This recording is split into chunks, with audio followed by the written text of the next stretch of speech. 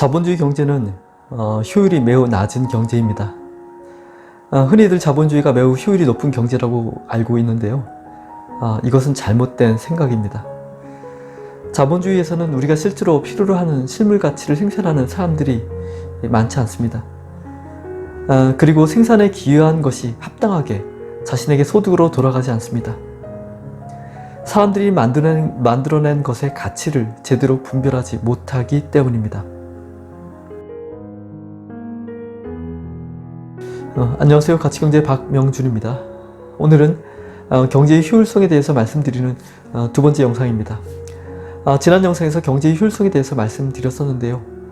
여기서 설명드리지 못한 내용들을 이번 영상에서 말씀드리고 결론적으로 자본주의는 효율이 매우 낮은 경제체계라는 것을 말씀드릴 것입니다. 경제에서 효율이 높다는 뜻은 사회 전체가 잘 산다는 것을 의미합니다. 그리고 동시에 잘 사는 데에 기여한 대가가 합리적으로 돌아간다는 것도 의미하고 있습니다. 지난 영상에서는 실질 생산에 기여하는 인구가 전체 인구 중에서 어떻게 되는지를 살펴보았습니다. 예상보다 상당히 적은 비율의 사람들만이 우리에게 실제로 필요한 합리적인 생산에 기여하고 있다는 것을 확인할 수 있었습니다. 하지만 인구 수에 비해서 생산만 많이 이루어진다고 해서 우리 사회 전체가 잘 산다고 보는 것은 문제가 있습니다. 평균적인 수치로는 잘 산다고 계산될 수는 있지만 사회 안에서 실제로 잘 살지 못하고 빈곤한 생활을 하는 부류나 계층이 있을 수 있기 때문입니다. 따라서 경제의 효율성을 바라볼 때 생산된 것이 합리적으로 분배가 이루어지는지에 대한 평가도 포함되어야 합니다. 합리적인 분배는 공산주의와 같은 평균적인 분배를 의미하지는 않습니다. 복지를 통해서 생산된 것을 무조건 균등하게 분배시키는 것을 절대로 말하지 않습니다. 그 이유는 평균적인 분배와 근거 없는 복지는 생산에 대한 동기부여를 떨어뜨리게 되고 생산의 효율이 지속적으로 유지되려면 생산에 대한 지속적인 동기부여가 이루어져야 되기 때문입니다. 가진 것이 없다고 해서 아무 조건 없이 필요한 것을 복지를 통해서 받을 수 있으면 굳이 일을 하려는 사람이 줄어들게 됩니다. 그리고 가진 것이 많다고 해서 아무 근거 없이 세금을 많이 내야 한다면 일을 하려는 의욕이 꺾이기 마련입니다. 그렇게 되면 경제의 효율성을 지속적으로 유지하기 어렵게 됩니다. 생산에 지속적인 동기부여를 제공하기 위해서는 자신이 만들어낸 생산에 대해서 그에 맞도록 합당하게 분배받을 수 있는 경제가 되어야 합니다. 따라서 생산의 기여에 맞도록 합당하게 분배가 되는지 여부도 경제의 효율성을 판단하는 기준이 됩니다. 그렇다면 복지는 무시하는 것이냐고 반문하실 분들이 계실 수도 있는데요. 그건 당연히 아닙니다. 복지에 대해서는 나중에 다른 영상에서 따로 정리해서 말씀을 드릴 것입니다. 생산 기여에 대해서 합당하게 분배가 되고 있는지는 각 사회 구성원들이 얻게 되는 소득으로 판단할 수 있습니다. 자본주의 경제에서는 정상적인 경우에 개인이 얻을 수 있는 소득은 근로에 의한 소득과 자본에 의한 소득으로 나눌 수가 있습니다. 근로에 의한 소득은 일을 해서 돈을 버는 것을 의미하고요. 자본에 의한 소득은 가지고 있는 돈으로 투자를 해서 돈을 버는 것을 의미합니다. 먼저 근로에 의한 소득은 일을 한 것에 대해서 생산한 가치에 맞게 합당하게 소득을 올리고 있는지를 보면 됩니다. 하지만 이에 대해서는 최상위층 소득자를 제외하고는 대부분의 근로자들이 만족을 하지 못하고 있습니다. 자신이 하고 있는 일의 노력이나 생산해내는 가치에 비해서 적게 벌고 있다고 생각을 하는 것이죠. 그래서 매년 근로자들이 임금 협상이나 임금 투쟁을 시도하는 것입니다. 기업을 운영하는 경영자라면 오히려 근로자들의 임금이 매우 높다고 생각할 것입니다. 최저임금의 수준도 매우 높다고 생각하게 됩니다. 그런데 문제는 임금이 높은지 낮은지를 판단하기가 어렵다는 것입니다. 자본주의에서는 일의 가치를 산정하는 방법이 마땅치가 않습니다. 얼마짜리 일인지, 얼마짜리 결과물인지를 제대로 알지 못합니다. 그래서 일을 해서 얻는 소득이 일의 결과물의 가치에 맞게 합당하게 분배가 되는 것이 현실적으로 불가능하다고 할 수 있습니다. 사회 전체가 필요로 하는 가치를 생산하는 데 기여한 만큼 제대로 소득으로 보상을 받아야 효율이 높은 경제라고 볼 수 있는데요. 자본주의에서는 수많은 사람들이 이에 대해서 불만을 가지고 있습니다. 상식적으로 생각해봐도 임시직과 정규직 그리고 경영자와 오너가 임금으로 버는 소득의 차이가 엄청나다는 것을 생각해 보면은 근로의 가치에 맞게 소득이 돌아가지 않는다는 것을 어렵지 않게 예상할 수 있습니다. 하지만 근로에 의한 소득이 합당한지 아닌지를 판별할 수 있는 방법이 자본주의 경제에서는 없다는 것이 더 큰 문제입니다. 따라서 경제의 효율성이 어떤지를 보고자 할 때 각 개인별로 생산의 기여에 맞게 합당한 소득을 올리고 있는지 여부를 따져야 하지만 자본주의에서는 이것을 판단할 방법이 없기 때문에 합리적 분배를 알아보기 위해서는 조금은 다른 관점으로 접근하고자 합니다. 개별적인 사람들이 일을 해서 실물 가치를 생산하는 기여에 맞는 소득을 올리고 있는지는 알 수 없기 때문에 전체 소득에서 근로소득의 비율이 어떤지만을 보려고 합니다. 이것은 전체 생산 중에서 실물 가치를 생산해서 얻는 소득의 비율이 어떤지를 따져보려는 것입니다. 자본에 의한 소득은 보통 주식이나 부동산을 투자해서 얻는 수익일 텐데요. 자신이 가지고 있는 자본으로 또 다른 소득을 얻는 것을 말합니다. 가난한 분들은 여유 자금이 없기 때문에 자본에 의한 소득은 거의 없을 테고요. 부자들은 투자를 통해서 많은 소득을 거두게 됩니다. 부자를 넘어서서 대부호의 경우에는 엄청난 규모의 주식을 소유하고 있기 때문에 자본의 소득이 어마어마하며 근로에 의한 소득이 아무리 높다고 해도 이것을 자본에 의한 소득을 고려할 때는 근로에 의한 소득 자체를 무시해도 될 정도입니다. 여기서 생각해보고자 하는 점이 생산 기여에 대한 분배가 합당하게 이루어지고 있느냐의 측면인데요. 자본의 보유 여부에 따라서 소득이 크게 달라진다는 점 말고도 자본주의에서는 큰 문제가 있습니다.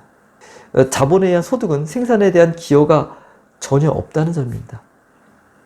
생산이라는 것은 무언가 도움이 되는 것을 만들어내는 활동을 해서 그 결과물이 나오는 것을 의미합니다. 하지만 자본에 의한 소득은 아무런 생산적인 결과물을 만들어내지 않습니다. 자본주의가 가지고 있는 근본적인 문제점인 시간이 지날수록 실물에 비해서 통화량이 많아지는 필연적인 이러한 현상에 의해서 자본을 투자하고 있으면 늘어난 통화가 부동산이나 주식과 같은 금융자산으로 몰려가기 때문에 그 가치가 부동산이나 주식이라는 가치가 가격이 올라가게 되고 그것이 소득으로 다시 돌아오게 되는 그런 현상이 일어날 뿐이지 실질적으로 자본에 의한 소득은 실물 가치의 생산과는 무관한 소득을 거두고 있는 것입니다. 생산에 대한 기여가 그에 맞게 합당하게 분배가 되고 있는지를 경제의 효율성을 식으로 표현하면 다음과 같이 됩니다. 경제의 효율성은 실물 가치 생산에 의한 소득 나누기 전체 소득이 되고 이것은 근로에 의한 소득 나누기 가로 열고 근로에 의한 소득 플러스 자본에 의한 소득 가로 닫고 이렇게 됩니다. 이때 소득은 각 개인의 소득을 개별적으로 따져서 이것을 모두 합산해야 합니다. 따라서 이 식은 제대로 표현하면 이렇게 됩니다. 시그마 개인의 근로에 의한 소득 나누기 가로 열고 시그마 개인별 근로에 의한 소득 더하기 시그마 개인별 자본에 의한 소득 가로 닫고 이렇게 됩니다. 만약에 자본에 의한 소득의 규모가 커지면 효율이 낮아지게 되고 자본에 의한 소득이 줄어든다면 효율은 높아지게 됩니다. 이 수식은 생산 기여에 대한 개인별 소득이 합리적으로 이루어지고 있는지를 모를 때에 사용하게 되고요. 만약에 생산 기여에 맞는 합당한 합리적 소득을 올리고 있는지를 알 수 있다면 경제의 효율성은 다음과 같은 식으로 조금 더 제대로 표현할 수 있습니다. 경제의 효율성은 근로에 의한 소득 나누기 근로에 의한 소득 플러스 자본에 의한 소득 항에다가 곱하기 그 뒤에 항이 더 있으면 곱하기 생산 기여에 대한 합리적인 소득 나누기 생산 기여에 대한 합리적인 소득 더하기 생산 기여에 대한 비합리적 소득의 합산. 첫 번째 항과 두 번째 항의 곱입니다. 앞에서 말씀드린 것은 첫 번째 항이었고요. 여기에 좀 더 제대로 하자면 뒤의 항을 추가적으로 구해서 곱해야 된다는 뜻입니다.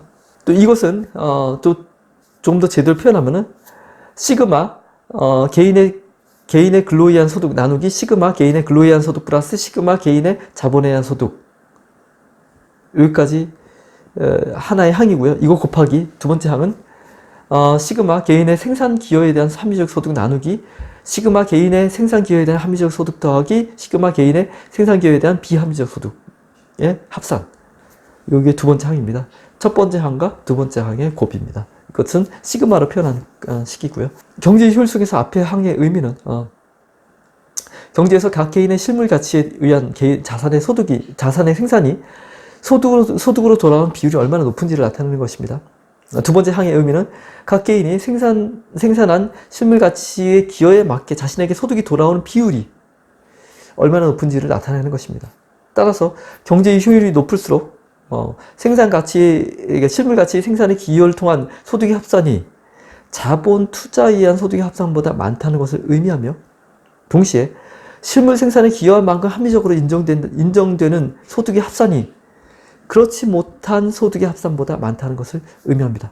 하지만 자본주의에서는 실물 생산의 기여에 맞는 소득이 얼마인지를 분별하는 것이 되지 않기 때문에 여기서는 앞의 항만으로 자본주의 경제의 효율성이 어떠한지를 개념적으로만 결과를 유추해 보겠습니다. 나라마다 차이가 있겠지만 자본주의 국가에서 요즘은 상위 10%의 계층의 소득이 전체 소득의 절반 정도라고 알려져 있습니다. 그리고 소득 상위 계층일수록 자본에 의한 소득이 이 소득의 주를 이루고 있습니다. 만약에 상위 10% 계층의 소득을 모두 자본에 의한 소득으로 가정을 하고요. 어차피 근로에 의한 소득은 큰 의미가 없습니다.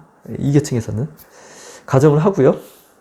나머지 계층의 소득은 모두 근로에 의한 소득으로 가정을 한다면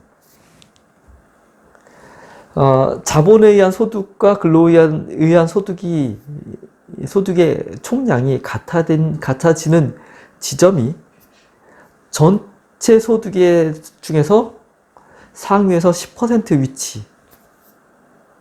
위치라고 계략적으로 유추할 수가 있습니다. 9대 1이 되는 것이죠. 이것을 바탕으로